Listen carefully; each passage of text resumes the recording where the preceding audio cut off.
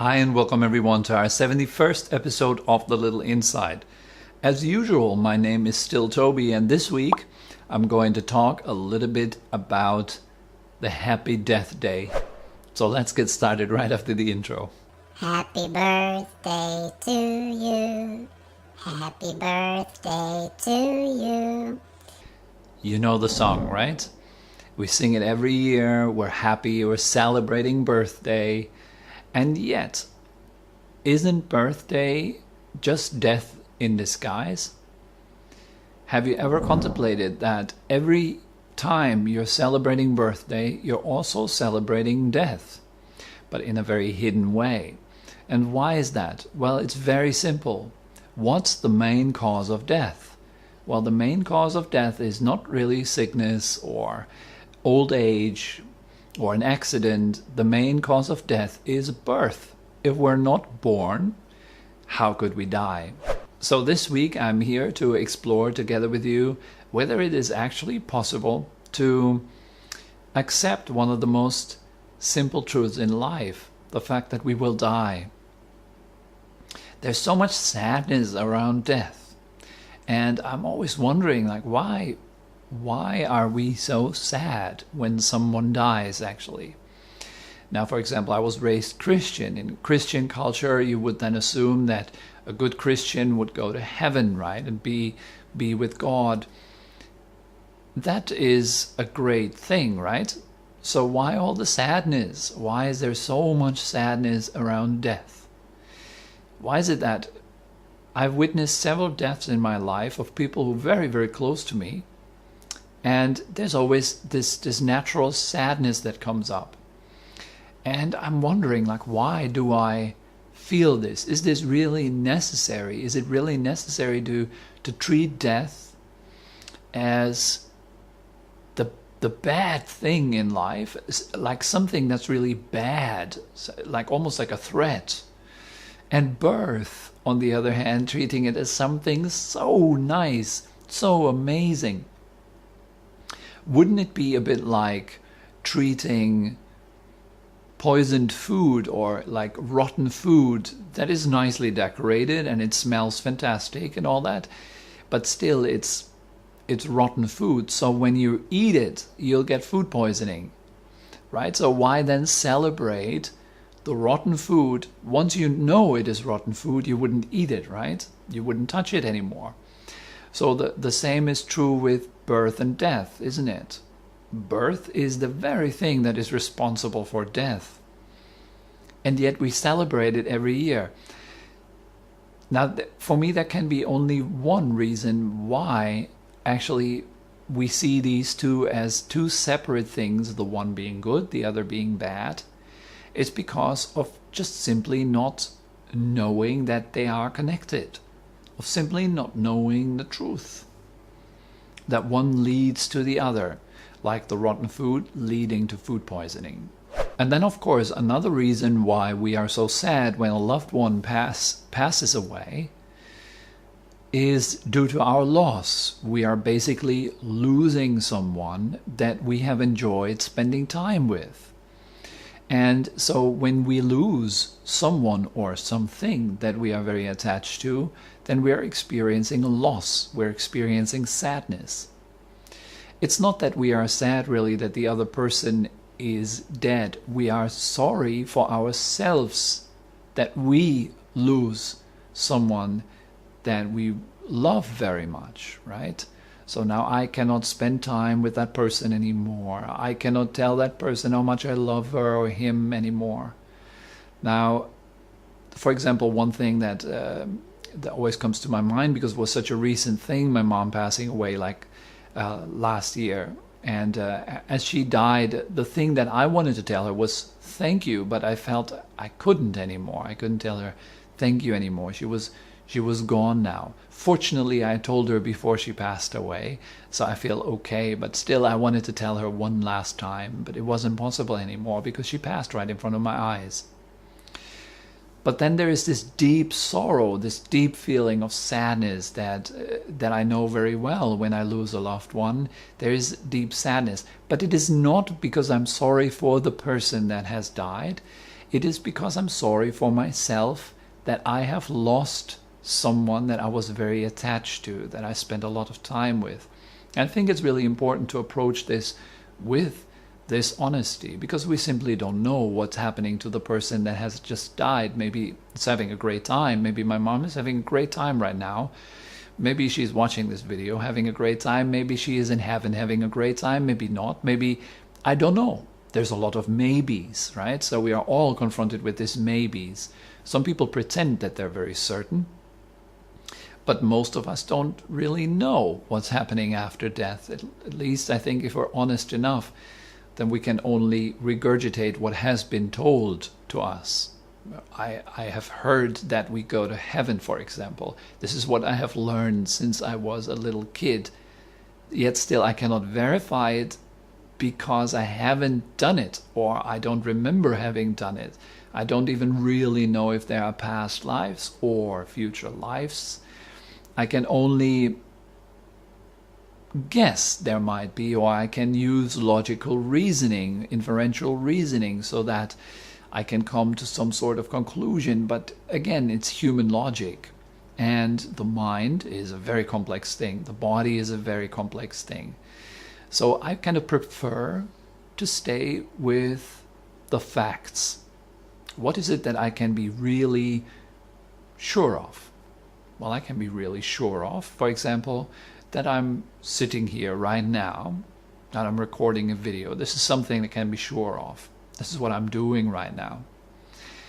What happens after death? I don't know. Another thing that I can be very sure of, for example, is the way I feel like contemplating death. What feelings does that stir up inside of me? How does it make me feel when I'm contemplating death?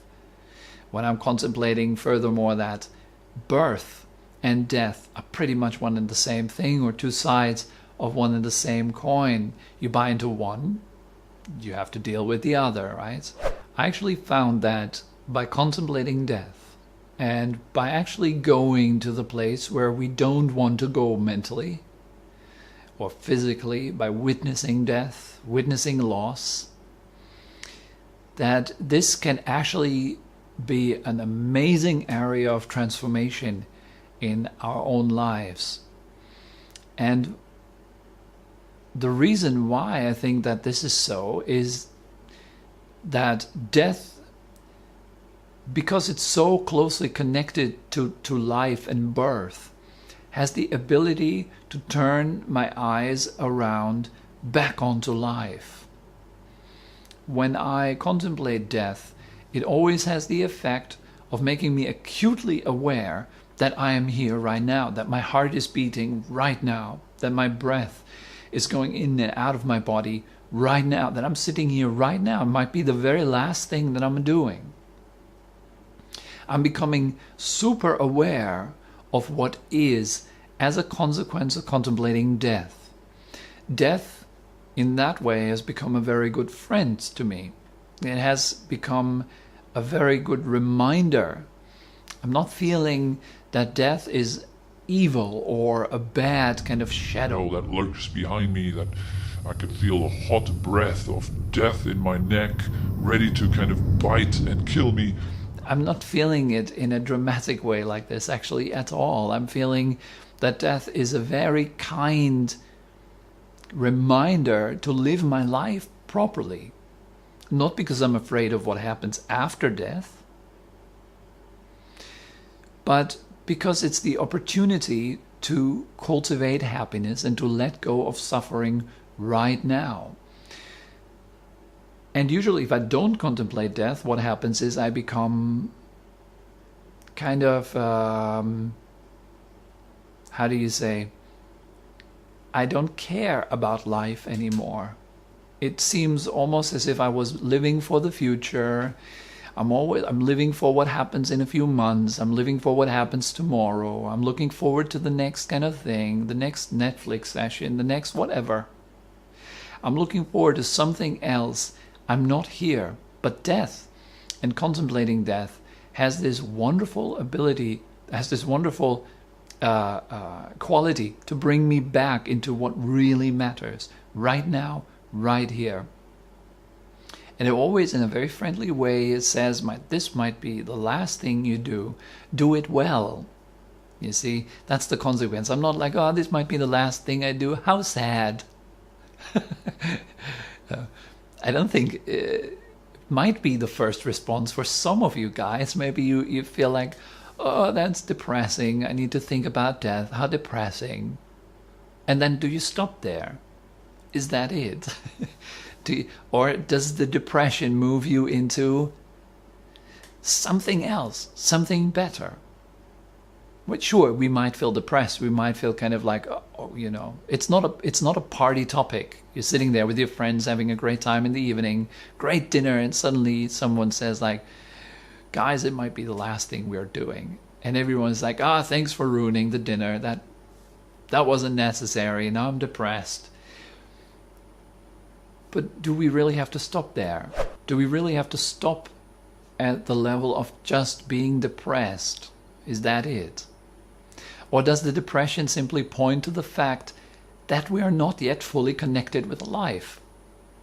That we're not in harmony with what is? That we're not knowing ourselves yet? And yeah, that can be very uncomfortable. I can assure you that. It's really uncomfortable to know that you're wasting your time, and to know it so drastically, that we're just kind of dabbling around in life very often without really using the time that we have as a human being to make a powerful and beautiful difference.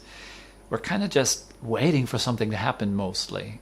I find myself very often just waiting for something, or just looking forward for some distant future event that is supposed to make me happy, when it's all here and now.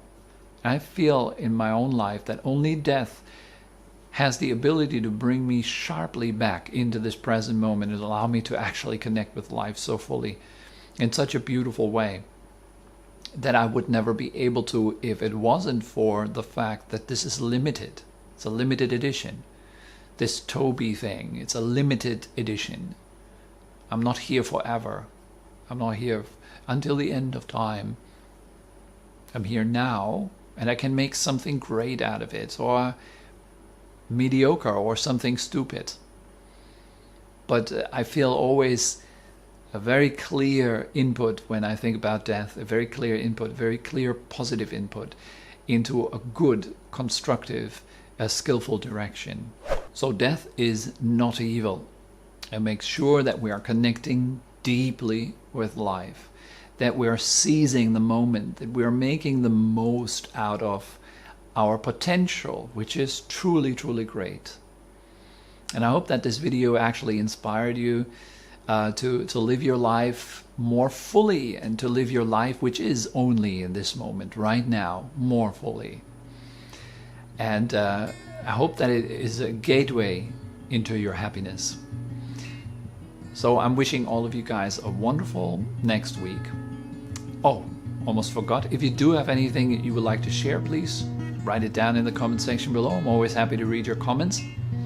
And well, now I'm wishing all of you guys a happy next week, and hopefully see you all again next Wednesday. Bye-bye.